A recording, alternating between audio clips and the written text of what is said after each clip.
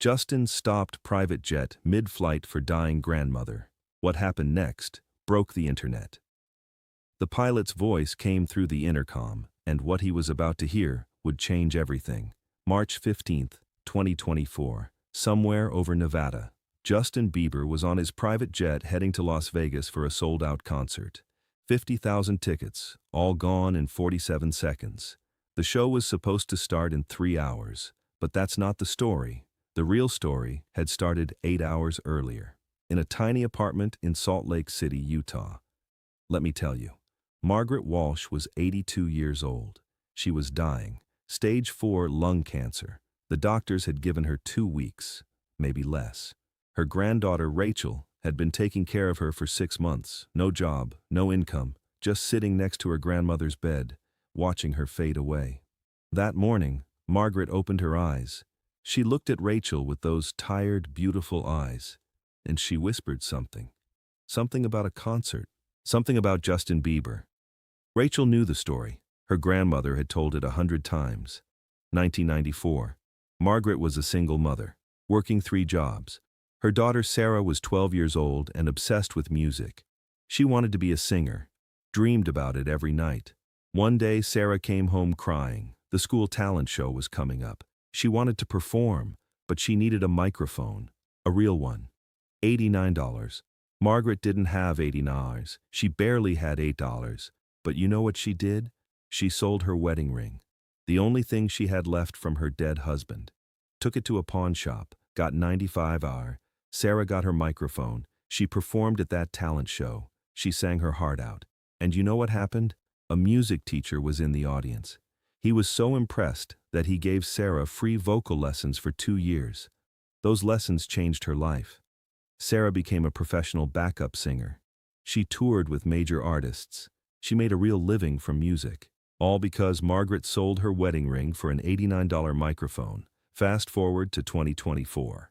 Margaret was on her deathbed, and she had one wish, one final wish. She wanted to see Justin Bieber in concert, not because she loved his music, not because she was a fan, but because of something else, something deeper.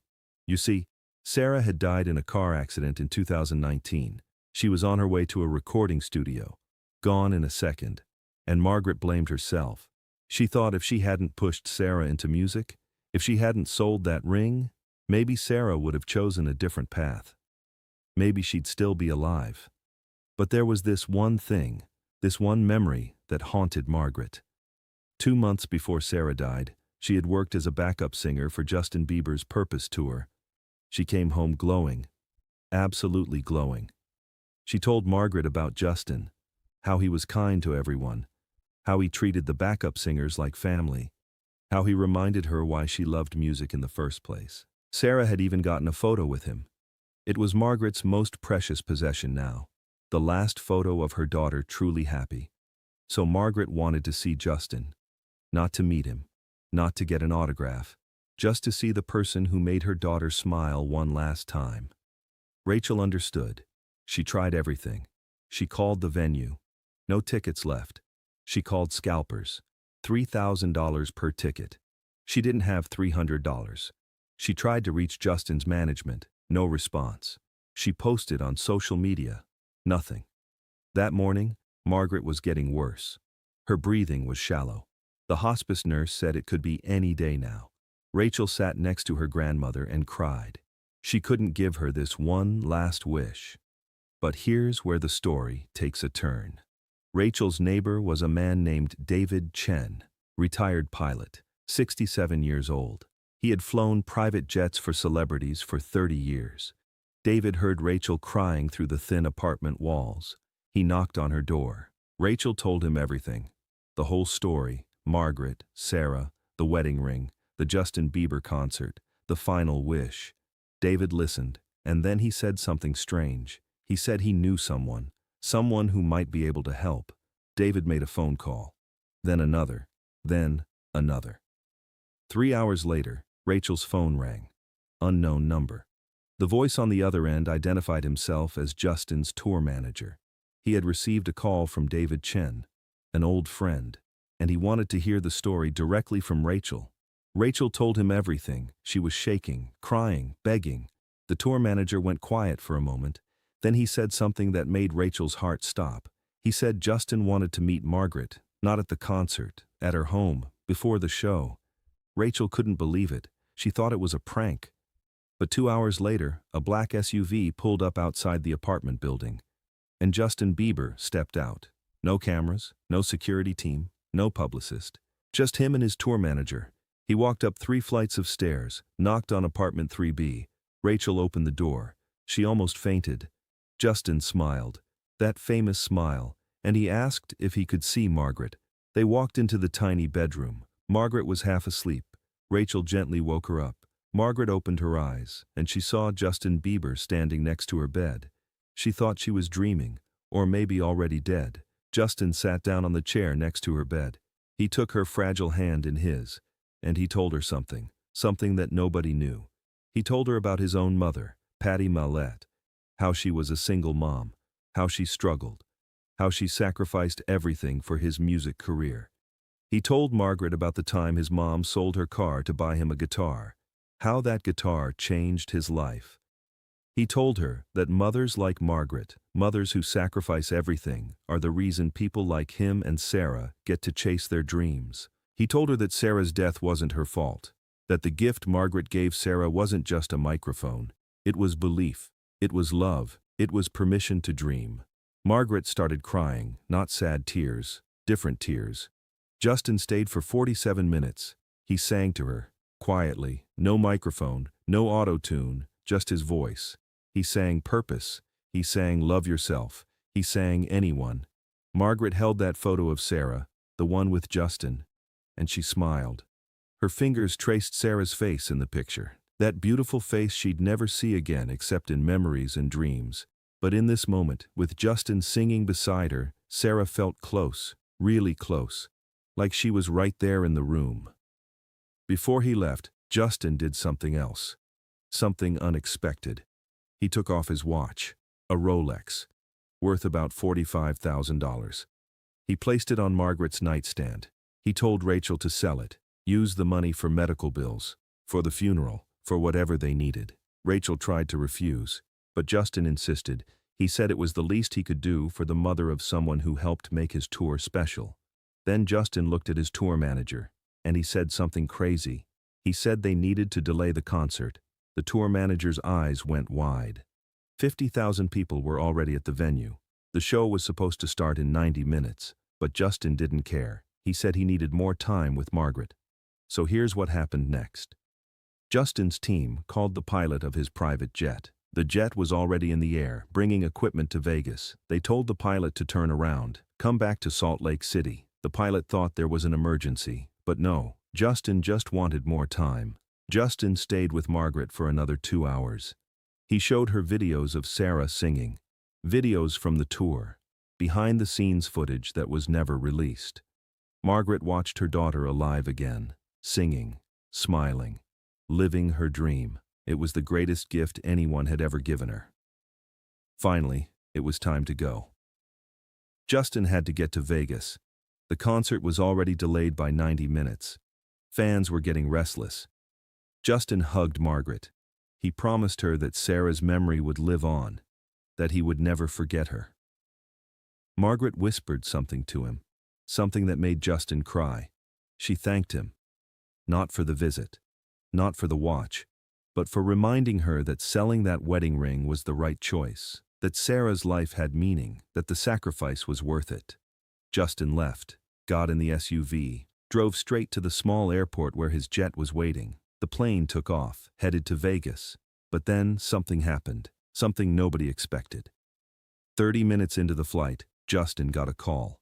It was Rachel. Margaret had passed away, peacefully, smiling, holding that photo of Sarah and Justin. Rachel was crying, but she was also grateful. She said her grandmother's last hours were the happiest she'd seen her in 5 years. Justin sat in his private jet, 35,000 feet in the air, and he broke down. His tour manager asked if he wanted to cancel the concert. Justin said no. He said Margaret would want him to perform, to give those 50,000 people the same joy he gave her. The jet landed in Vegas. 3 hours late, Justin went straight to the arena. No time to rehearse, no time to rest. He walked on stage. The crowd went absolutely insane. But Justin didn't start with his usual opening. He didn't do the pyrotechnics. He didn't do the choreography. He stood at the microphone, and he told the story. He told 50,000 people about Margaret Walsh, about Sarah, about the wedding ring and the $89 microphone. He told them about the visit, about the watch, about her final hours. He told them that the concert was delayed because he chose to spend time with a dying grandmother he'd never met before. The arena went silent. Completely silent. And then something magical happened. Justin asked everyone to take out their phones, turn on the flashlights. 50,000 phone lights turned on. Justin dedicated the entire concert to Margaret and Sarah. Every song, every note, every moment. People in the arena were crying. Strangers were hugging each other. A fan recorded the whole speech, posted it on TikTok. 5 million views in 6 hours, 20 million in 24 hours. 100 million in 1 week. The comments section exploded. People sharing their own stories about sacrifice, about mothers, about final wishes. But here's the really incredible part. People started investigating, and they found something. This wasn't the first time Justin had done something like this. A man came forward, said Justin had visited his dying father in 2021. No cameras, no publicity, just showed up at a hospice in Ohio. A woman came forward, said Justin had delayed a flight in 2019 to visit her sister who was a huge fan and had weeks to live. A nurse came forward, said Justin had a private list, a list of dying fans, and he tried to visit as many as he could, secretly, quietly. The nurse said Justin had one rule: no cameras, no press, no social media posts, just human connection. Over the next week, 23 different families came forward, all with similar stories. Justin had been doing this for years. Nobody knew. The internet lost its mind. Justin for Humanity started trending worldwide. Even people who hated his music started respecting him. News outlets tried to interview Justin about it. He refused. He released one statement, just one. He said that fame gave him a platform, but humanity gave him a purpose. He said visiting dying fans wasn't charity, it was an honor. They reminded him why he made music in the first place. He said Margaret and Sarah weren't special cases. They were just two of thousands of people who sacrificed everything for the people they loved. And if he could give them one moment of joy, one moment of peace, that was the least he could do. The statement ended with this: "Don't praise me, praise the Margarets of the world, the single mothers, the caregivers, the people who sell their wedding rings so their kids can dream. They're the real heroes." The video got 500 million views across all platforms. 2 months later, Rachel received a package. Inside was a letter from Justin's team and a check. The check was for $100,000. The letter said it was from the sale of the Rolex, but there was more. Justin had also set up a scholarship fund, the Sarah Walsh Music Scholarship, for young singers from low-income families. $500,000 in the fund, renewable every year. Rachel cried for an hour straight. Today, the Sarah Walsh Music Scholarship has helped 47 young musicians, kids who couldn't afford instruments, kids who couldn't afford lessons, kids whose parents sold wedding rings and cars and everything they had. And in Salt Lake City, in apartment 3B, there's a small plaque on the door. It reads, "Margaret Walsh lived here. She sold her wedding ring for an $89 microphone." That microphone changed the world. Justin himself paid for that plaque. Because here's the truth. The real truth.